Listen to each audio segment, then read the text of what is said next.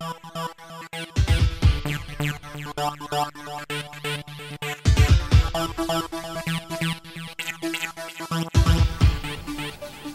folks, thanks for joining me on this video today. Today what I want to share is a little bit of revelation I had while I was on a walk. It's a beautiful day in New England and I was wandering around the city where I live here in Keene, New Hampshire, and I really felt like God was speaking to my heart. I was praying in tongues, walking down the road and taking various paths throughout the city, and the Lord said that all paths lead to me. He says people just don't really understand it.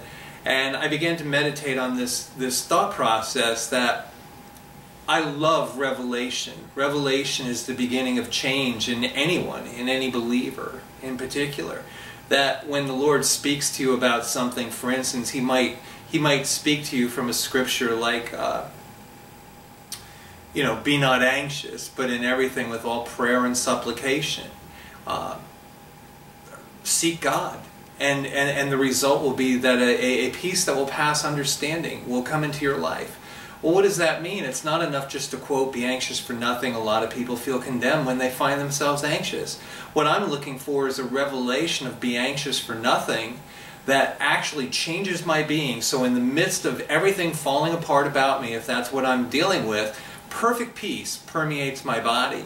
And so what the Lord said to me was that revelation without reformation, and there's more to this, what He said to me, but revelation, the revelation or the uncovering of Christ in my day-to-day existence with Him, that revelation, the revealing of Him, without a reformation or a renewing of my mind or a reformation of my heart or the ability to accept it, the next step is that revelation without reformation breeds a religiosity. And the definition of religiosity is defined in various dictionaries as an affected religion or a piety. And every time I hear that word piety, I understand that there is a somberness to some of the things that we engage with in the Spirit of God. I understand that Peter says to be sober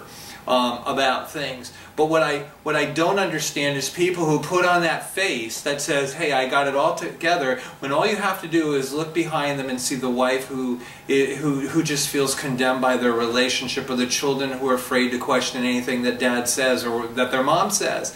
And so there is a revelation without a reformation that breeds a religiosity which does not lead to restoration. So revelation without reformation breeds religiosity with no hope of restoration.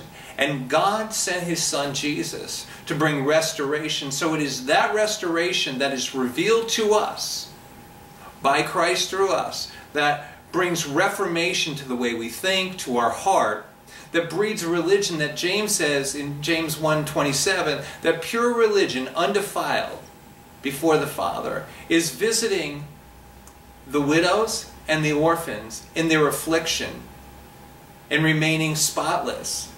And there's another translation that tells us that true religion undefiled before the Father is taking care of the widows and the orphans and living our lives above reproach. Well, reproach is the very thing that Jesus stood for in our lives. So as long as we recognize the value of what He's done on the cross and the ability of everything that He's brought into our lives, we don't have to worry about pure religion. It will be a byproduct of the expression of Christ through us. So thanks for listening today. You can visit our website, www.leejandro.com. Check out our daily blogs. Visit other videos that we've put up, podcasts. Thank you for your time. God bless you.